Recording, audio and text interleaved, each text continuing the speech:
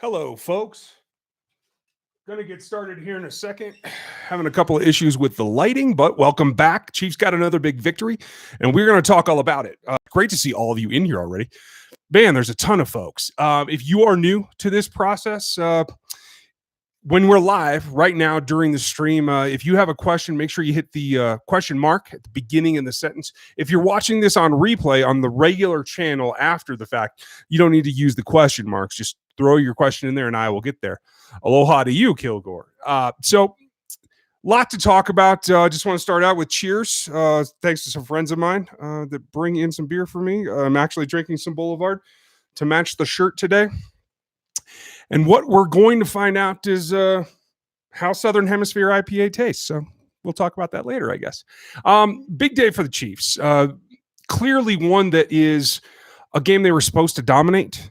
And for the most part, they did. You can see how much they eased off the gas there at the end. Hello to Sif, Warren, Antonio. How are you? I thought this was a good sign that they were able to kind of take their foot off the gas. I don't like to see them do that. I wanted them to break 30. I want to see them put them in the ground, but that's the way that it goes. I see your questions already. Hold off just a little bit, and I will get to them. I got to mention a couple of things first. In fact, I'm going to pause the stream for myself so I can make sure I don't miss your questions. First and foremost, I have to apologize to everyone, at least all my Twitter followers. If you're somebody that doesn't follow me on Twitter, it's Ryan Tracy NFL. And if you were on there, you saw me jinx Eric Fisher into the ground for some reason. The matchup with Chandler Jones and Eric Fisher was one that I was really, really keen on. I thought it was a key to the game. And if you saw the pregame game plan video from a couple days ago, this was one that the tackles had played fairly well, both for the Cardinals as well as what the Chiefs have been doing. The tackles have been playing fairly well. And Jones is a good pass rusher, but I didn't think that it was going to be a stark matchup for Eric Fisher. So I was very keen to watch that. And as the game started, I was very focused when they were on offense on what Fisher was doing against him. And just as I got to the point where I felt they'd settled in and things were going well for Eric Fisher, I decided to tweet that, hey, to this point, and I was only talking to this point. I never expected Chandler to get blanked. But I said to this point, Eric Fisher's been playing pretty well against him. The next play, he gets a sack, and Jones kind of embarrasses Eric Fisher with that long pole arm. And that's just something you've seen Justin Huston do it too, but the sheer length, the physical length that that guy has in order to get into the offensive lineman's chest and just hold him off, that's a significant thing. And there's not many ways that you can defend that. If your arm length doesn't measure up, it's difficult to get a hold on the guy. You basically have to beat him to the punch, literally, by getting your punch inside before he can get his hands on you. Once he's attached to your shoulder pads with that stiff arm, basically, there's no way around it. And you saw Fisher have some troubles today. I don't think it was the end-all, be-all of this contest, but the offensive line clearly struggled, and I'm sure we'll talk about that more in depth as we go on. Want to say, before I start taking questions, that the defense, I thought, really stepped up and played a good game all the way around. They still gave up yardage in the run game, and I'm sure some of you are a bit miffed by that against a team that their offensive prowess has not been going very well. David Johnson hasn't had the killer season that he had last year, but this is all relative. The Chiefs only gave up a couple of touchdowns. You know, they, despite giving up those yards, they held them out of the end zone. They were good against the pass. Larry Fitzgerald went 0 for 3 in the first half. And that's thanks to that trio of corners in Scandrick, Fuller, and Nelson. And those guys, I talked about it last week in the film room video, they are really coming on. And it's not flashy play. It's not over-aggressive play. They can when they need to, but they are playing well. They're shadowing well. They're being solid, good, not great corners. And I think when you look at them as a trio, you see that the loss of Marcus Peters has been made up for and then some by having 3 of them that are competent, not great, but competent, but good. That's really, I think, what we're seeing with this defense in the secondary as they continue to go along. As long as they can stay healthy, I think that's really, really important, and that they are in a position to be able to guard just about anybody and at least not be the weakest link that causes a loss or something like that. So those are the 2 big things. I'm sure we'll talk about individual players, and I'll try to hit them all and hit all of your questions. Got a good group already, 200 plus. Thank you all. If you're new to this process, if you want to ask a question, hit a question mark at the beginning of your question. It helps me pick it out of the stream. So with that said, I'll just start answering your questions. You guys just keep firing them away. Am I happy Houston's looking pretty good? Yeah, I'm happy, honestly, that he played and he looked more spry than we saw him last against Jacksonville, and that he didn't leave the game with any kind of tweak. A hamstring especially is always something that is easily re-injured or restrained. And so that was the big takeaway for me. Not only was he productive, but he was productive and walked out of this game healthy. I think the rotation that sets up with the guys that we saw Speaks spell him the last few weeks, and we also saw Speaks get some pressure today. He didn't have near as many snaps. The snap counts will come out in a couple of days, and I'll have some info on that for you guys. That's going to be a big telling mark about just where the balance was. But I thought Passanio made some plays, especially in the run game. I thought Speaks did. It was a good rotation to have four guys.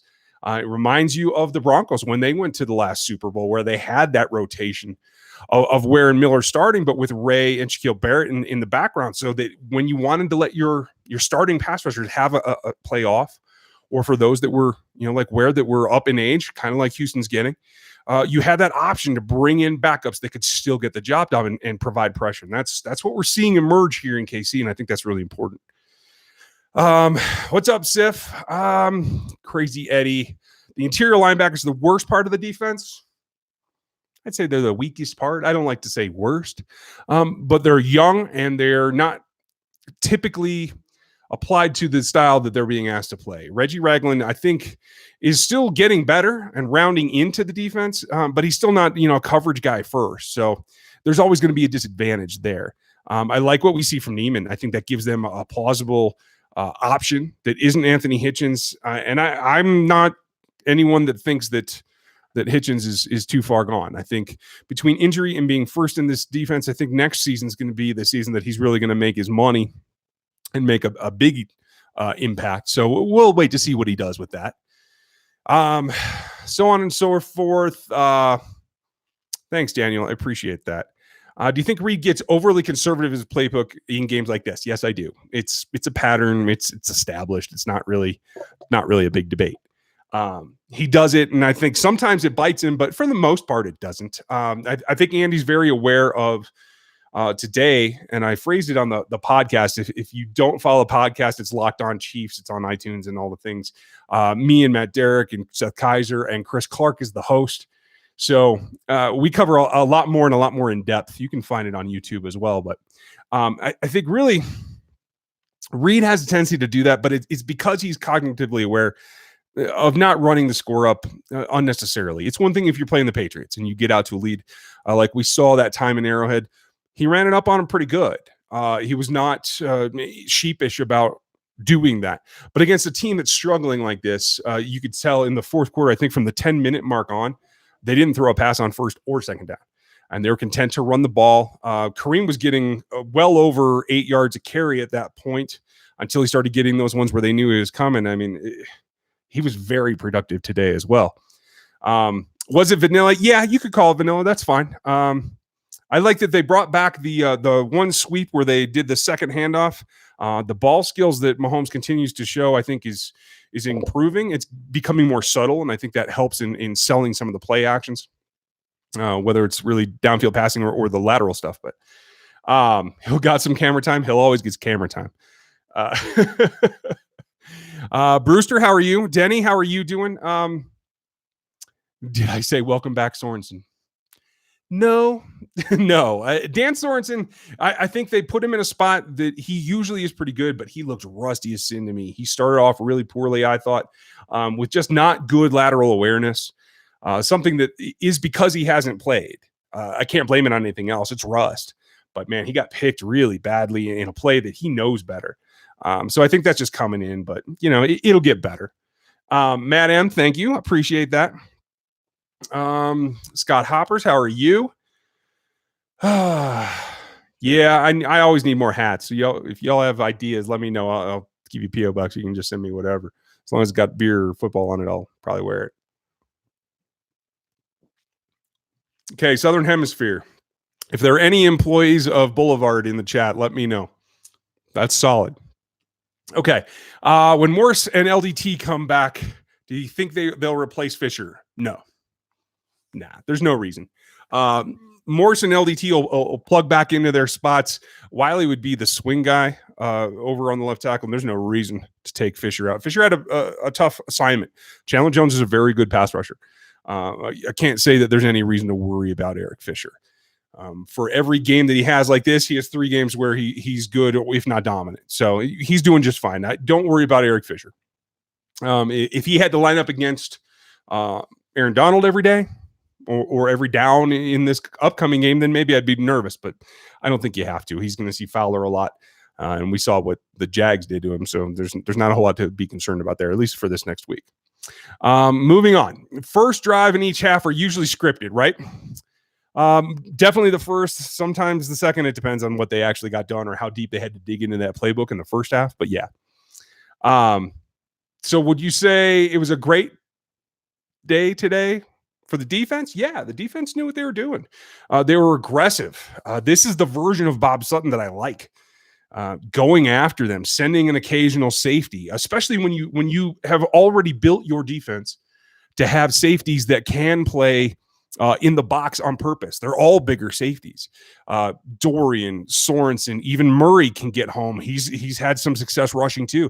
And being able to vary that makes the offense that much more incapable of figuring out where they're coming from. So this is what I like from Bob Sutton. I wish he did this every week, but that's me. The Sorensen O'Daniel package, it's a really small nickel. It's really light for a nickel. There's no true linebacker in there. I mean, you can say what you want about Dorian O'Daniel. He's a nickel linebacker. He's Deion Jones-esque.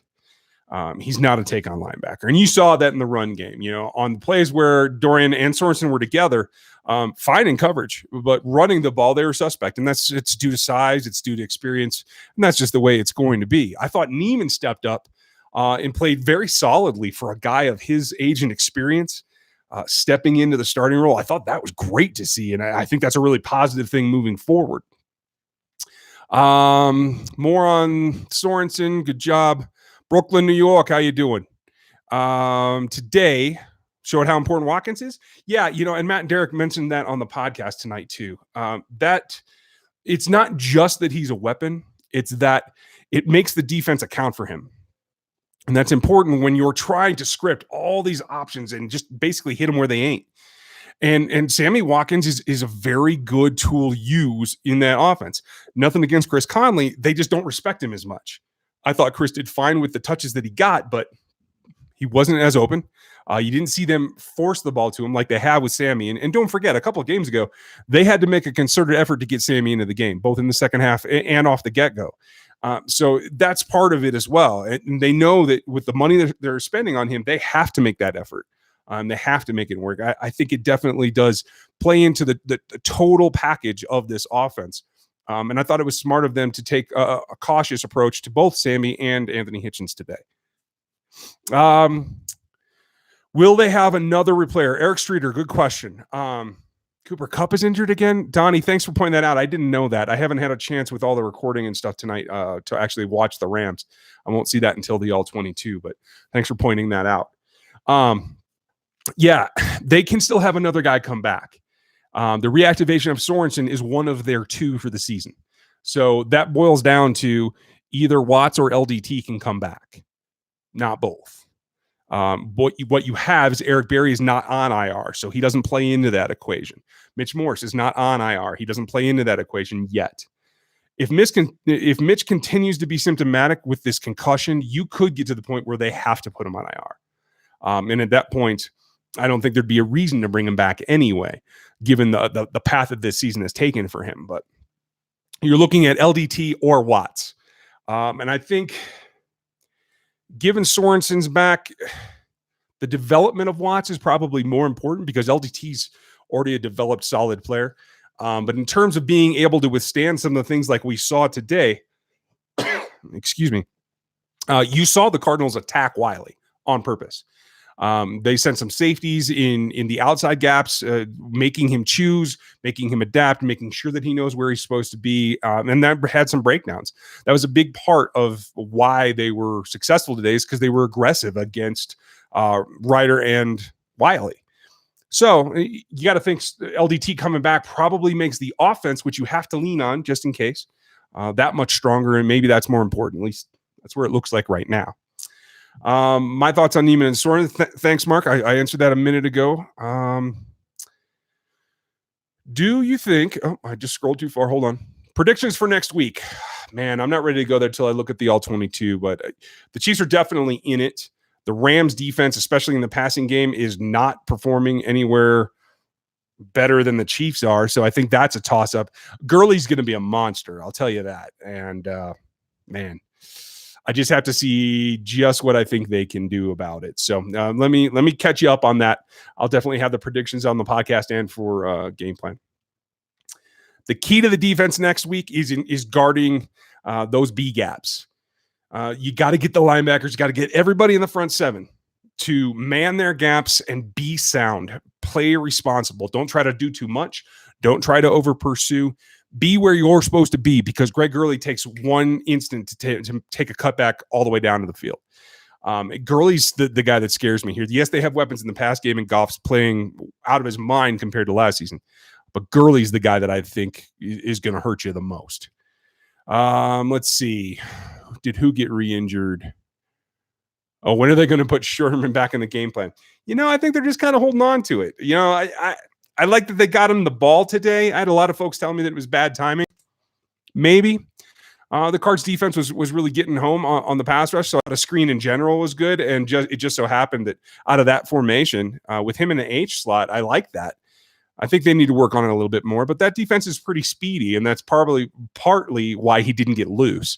I do want to see them put him back in there, and they're holding that long pass, that wheel that they used in week 1. They're holding that in their back pocket, and you are going to see that again. Might not be till the playoffs, but you are going to see that. Did Hill get re-injured? He got taken off the side a couple of times. I didn't see him in the tent. Matt didn't report anything post-game that he was any kind of serious injury, but he was slowed down a little bit. And those groins, man, they are tough. They are very, very tough to really overcome all the way. It's one of those things, once you pull your groin in any significant fashion, it sticks with you most of the season. It's going to be an up and down. How are you feeling? Can you keep it loose? Can you keep it maintained and limber? Rather, if it tightens up, that's a big problem. Nathan Roth, yes, good question about Gurley. Sorry, I jumped the gun on you there. I don't know if the guy got fined on the hit for more. So I'll try to look that up and see if I can find that out. I'm really not sure. Rams 31. Oh, okay. Thanks for the update. I appreciate that. Golden pay dirt. I like that one. Okay, so they did come back, and man, that's okay. Derek, thank you. I appreciate that you like the show. Slow down the Rams next week. Slowing them down is a tough one. I personally feel, and it looks like somebody said earlier that Cooper Kupp is still injured again. I think that's a significant one there. He's a guy that I think really takes advantage of what defenses try to do to stop everybody else. Woods, I think you can man up on. I think you can jam him. I think these corners in particular are savvy enough to know when to jam him and when to back off a little bit. I'm confident in the guys outside, but Cooper Kupp is just slippery. I really like the way that he plays. I use him in fantasy specifically because of this. And it's good that he'd be playing against Fuller, the Chiefs' best corner, in my opinion. But it's always somebody that can get loose. So we'll see if he actually lines up or not. This is going to be a week full of questions. Whether they actually play in the stadium in Mexico City. The stadium field is tore up. There's a lot of security concerns. There's a lot of altitude and smog concerns. I'm not 100%. I would not be surprised if they tried to relocate this game. Whether they can do it or not, I don't know. But there are some concerns there. Slowing down the Rams pass rush, it's discipline. That's really all it is, Derek. They have to mind their gap, mind their guy, be sound, and communicate. I think what you saw this was a bad day for the offensive line in terms of communication and being on the same page. I think they can get that right. And I think in general, I think they have a tendency to kind of play to their competition's level. And obviously playing against the Rams defense, they're going to have to, or the defensive front anyway, they're going to have to play up. So I expect them to do that. I don't see any reason physically or functionally that they can't combat everybody but Donald. They can't stop Donald. He's going to get his plays. He's going to make his plays. They can contain him. And I think what you're going to see is Unlike what teams have been trying to do lately in pinching Mahomes and trying not to let him out of the pocket, I think the Chiefs might actually try to move the pocket a little bit in order to avoid some of that Aaron Donald-ness that's going to be coming his way. We'll see if they actually pull that off or not. But otherwise, look for rollouts, look for boots, and look for him to be a little more, if you're talking in a negative sense, happy feet, but look for him to bail on the pocket especially with Donald around a little bit earlier and try to create a little bit more. And I think that's something that's going to pay off for them, especially against a chance taker like Marcus Peters. I see this as a big game for Pat Mahomes against him. Everything that I heard from practice last season was that Marcus Peters should not be feeling too confident in this one. Okay. Why didn't Hunt look as good today? Part of it was the O-line. Part of it is that particular defense has a lot of speed. And what he's been able to do is break off big runs and enjoy the contact. Like, he's a guy that enjoys the contact because he can roll out of it. He can spin out of it. He's very good with his balance. And you hear that contact balance all the time. All that means is he can absorb a blow and not have it knock him off of his stride. And with a speed defense, it's a little bit different. They're not trying to deliver blows. They can chase you down, take you out at the legs. It's a different thing that you're trying to overcome. And I think that what you saw with the hurdle was another example of them being athletic more so than they faced in the past. And that's probably what the limiting factor was with Hunt. But first half, Hunt averaged 7.8 yards a carry. And through the third quarter, if I did my math right, he was up at 8.4 before they started doing all those little run out the clock plays in the fourth quarter. So I would not say that he looked bad in any way, shape, or form. He got a couple of good chunk plays. So don't worry about Kareem Hunt. He's going to be just fine. And they are going to make yardage running the ball. Coach Kyle, how are you? Does 14-1 in the number one seed in the AFC look realistic? Yes, it does. This Rams game is the big one that looks like they could be an underdog. Everybody else, including the Chargers, even the Ravens, they should be, on paper, they look better. If they sustain any serious injuries in key positions, that all changes. But so far with the Knicks and things, they're doing fine. So yeah, I think that is realistic. I think the top seed is realistic, especially with the Patriots losing again. Now the Chiefs have a 1.5 lead. As long as they stay on track and they take care of the Chargers. And again, the Chargers' second game is in Arrowhead. So that gives them a serious advantage there. I feel like 14-2 is definitely within the realm of possibility. Don't want to look too far down the line. Let's worry about the Rams. They can beat the Rams. This is not a loss coming at you from Mexico City on Monday night. This is going to be a scrappy game. There's no reason to think they can't win it, though. So I could see even 15-1. You never know. If they lose 3 games, then they're back right now into a tie with the Patriots, and maybe they're the 2 seed. But I do think that they have enough options to be 14, maybe 15 wins. Dylan Hale, how are you? There you go. I just answered that question. Sorry, I'm a little slow through the scroll here. I'm trying to play catch up. Golden Patriot again. Do you like the 3-4 Sutton defense, and how different did those outside, I assume you mean linebackers, look? 50-55. Yeah. And here's the thing. 50 made 55 today. 50 being there made the offense have to pay attention to him. They couldn't move a guy to chip D Ford. You saw in the second half, in particular, that Dave Johnson had to stay on the left side because they were just as concerned about Houston, because Houston can do anything and he can rush from anywhere. He can go into the B gap and rush over guards, and I think that's a great way to use him. Him and Speaks together. I'd love to see Chris Jones in the middle with all 4 of the pass rushers out there. I think that that's a formation that between Houston inside and Speaks inside with Passanio and Ford on the outside, I think they can rush all of them. You get into a point where they're behind in a game, I will not be surprised to see that come out. It can be very useful. You saw some other teams in the past use it to good avail, playing all stand-up guys except for 1 down lineman. So was I surprised the Patriots lost? This is the thing that I'm always saying, and people make fun of me because I like the fullback and because I'm always talking about the run game. This is why. The Patriots are a throw-first team. The Titans want to grind you down, and the physical toll that takes. If the Patriots didn't have success early, it makes it that much harder for them to have success at all. And this is the reason that, as much as all the statistics, and I admit Eric Eager has been on the show a number of times. He's a super smart guy. He believes, as far as I understand, to just abandon the run game. You just can't do that. It's a physical part of the game that pays off in ways like we saw what the Titans did to the Chiefs last season and what they did to the Patriots today. Now, I haven't seen all of the game film. I've seen the highlights, and I know that Henry had a good game, made some yardage. And again, it's that physical part. So, no, it doesn't surprise me. And I think they're a team that you still have to watch for in the postseason. If the Titans get in, it's going to be interesting. Thank you for that question. I'm glad you brought it up because it let me go someplace I hadn't thought of. Want to make sure I get as many of these questions answered. Sorry, scrolling back up. Christian Okoye. Yeah, hey, if you can get somebody who can run like him, I'm all for it. I want to see some power eye. I want to see more split backs. There are a whole lot of things that you can still do without going to like give it away ISO, offset formation or something like that. There are plenty of things you can do with the run game. Yeah. Jake, in the games in between, do we need to either hold serve or need them to drop one? If the Chiefs lose to the Rams, they're still ahead. So I don't think we should be that concerned with the Patriots. It was nice to see, but I treated it as a surprise today. It was like, oh, hey, look, a little bonus.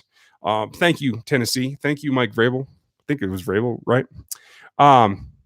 Yeah, the Chiefs still have an average of 35 points a game.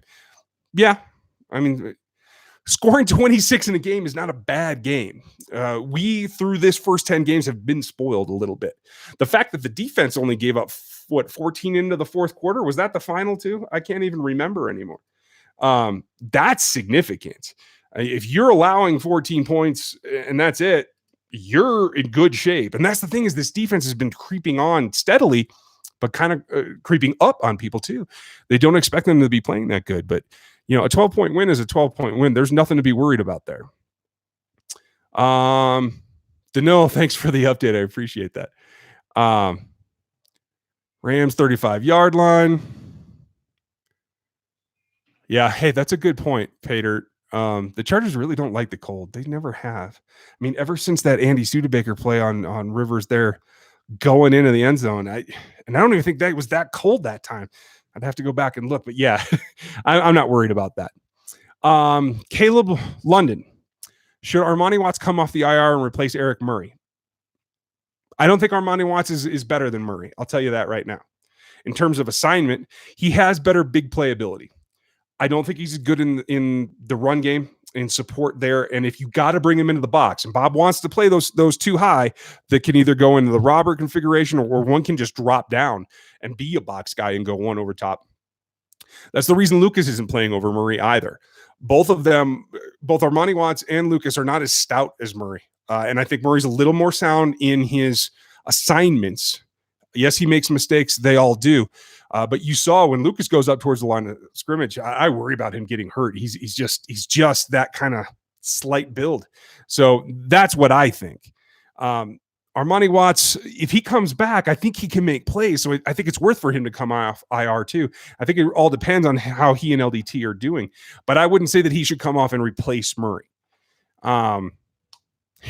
Joe Mesa, I'm with you. Living in Denver, I do radio here quite often too, and all I hear about is how can you keep picking the Chiefs over the Chargers? Well, the Chiefs keep beating the Chargers, so I'm done about hearing them too. I talked about the defense a little bit earlier. Adam, check that out on the replay here in a little bit. I don't have an update on Mahomes. I did ask a couple of guys that were in the locker room, and they said there was no big hubbub about it. Didn't seem like anyone was worried about it. So I saw him walk off the field, and he maybe a little ginger, but I don't think he's injured. We should get an update from them either tomorrow or Wednesday for sure. So keep an eye out for that. We'll definitely talk about it on the podcast too. That was the big question. Rams won. Okay, that's too bad, but I don't really care. Yeah, Watson College was a stud, but he missed a lot of tackles. So I'm just saying, big playability, every down, consistency, not there. So it is what it is. Yes, Danilo, good point. The Rams have said that they're going to practice at the Air Force Academy, which is only about 2 hours from me. I might even go down there and have a look at them if it's a public practice. I don't know. Joe Mesa, thanks. I appreciate that. The guys do a great job. I'm just there really to play referee. the Chiefs got to do something to prepare. Going to Mexico City is like 7,300 feet. I live up in the mountains. Part of the reason that this image isn't the greatest is because I live up at altitude in the middle of nowhere in the mountains in Colorado. And I live at like 9,000 feet. Running around here is hard. If you're going from Kansas City sea level at 300 foot to 7,300 foot, that's a big change. And from what I understand, the Rams are going to practice here in Colorado, but the Chiefs aren't. So I think that I want to hear more about that or what their decision process was. That seems like a mistake to me. I think there is availability if they wanted to practice at either CU or CSU. I think they're both away next week, if I remember right. So anyway, D Ford putting pressure on the Rams. Yes, he can. His step and his whole around game, he's a motivated individual this year, and I think he can bring that. And again, with Houston getting out of this game healthy, they have enough to put a lot of pressure on there. The key, I think, is going to be Chris Jones. And I want to see Noddy play a little bit more in the pass rush game. I didn't see a whole lot out of Williams there, and that was to be expected. But I think Noddy's got a little bit more surprise pass rush in him, and I want to see a little bit more of it. Parker Wrigley, good question. I have no update on Eric Berry. They literally don't tell you anything until he's going to be back. That's it. I think they're saving him for later in the season or the postseason, but I can't swear by that. We won't know until we know. Sorry, bud. What else? Who else has questions? And then I'll wrap it up here. We're over a half hour already. Thank you guys for hanging in this long. Great turnout. And I'm going to have the regular videos this week, the film room from this game and the game plan for next game. Be aware, I'll probably do all the Thanksgiving ones close to on time, but the Christmas ones are all going to be delayed. I'll probably just do lives all that week because I'm going to be traveling. I'll actually be in Kansas City. So if we can find some place to go hang out, I'll let you all know. Maybe we'll meet somewhere like, hey, Boulevard, if you're watching. D Ford is balling. Barry to coach or going to play? Barry could coach. I mean, honestly, I think he is. I know he's tutoring Eric Murray on some of the film work. So I think they need him to play. So we'll see if he can get back. Other questions? What do I think? I'm not ready to predict it, but I think it's going to be a close game. Chiefs can definitely win. The weird trick plays. It's Andy Reid. He's a kid in a candy store. With these offensive weapons and a quarterback that can run it, and if he gets in trouble, can throw it anywhere. Andy Reid's a kid in a candy store. He can come up with anything weird that he comes up with and see if it'll work. So that's why you're seeing the trick plays. Let's see here. All right. Denny will be the second to last question. Big concerns against the Rams. Can they contain or do they have a plan for Aaron Donald? Do they have enough guys that they can run not just down the field, but run those crossers so they can take advantage of some of the safeties? They have to mix it up against this Rams defense. On defense, they have to be concerned about Gurley. Can they play disciplined football against the Rams in order to stop Gurley? That's going to be the key, in my opinion. So those are the big ones. I'll talk about more for the game plan video at the end of the week. Fuller and Nelson are both out playing Pierce. You're absolutely right. Do you think it's too early to say Mahomes is the best quarterback in Chiefs history? I do. One season's one season. I think he's the best quarterback in the league this season, but I'm not ready to say in history. We'll see how far it goes. Okay, last questions. Strength of schedule. I don't know. Strength of schedule is what it is. There are definitely things that the Rams have not played as strong of teams that the Chiefs have. So I think that does play into it. Whether it shows up on the field this next Monday night or not, we're going to find out. I can't really predict it. So maybe I'll have more on that after I look at the 22 from this week. But Jeff Jenkins, thanks. This is a great show. Great turnout. I appreciate you guys hanging out this long. Yeah, they have to double Donald, if I say that right. Happy birthday to my friend Mike. Good job. Good happy birthday. Yeah. Thank you all for hanging out. It's been a great show.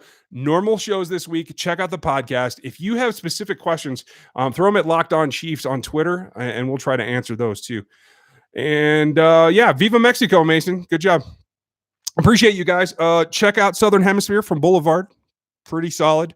And I'll have more of those. Cheers to you, and I'll talk next time.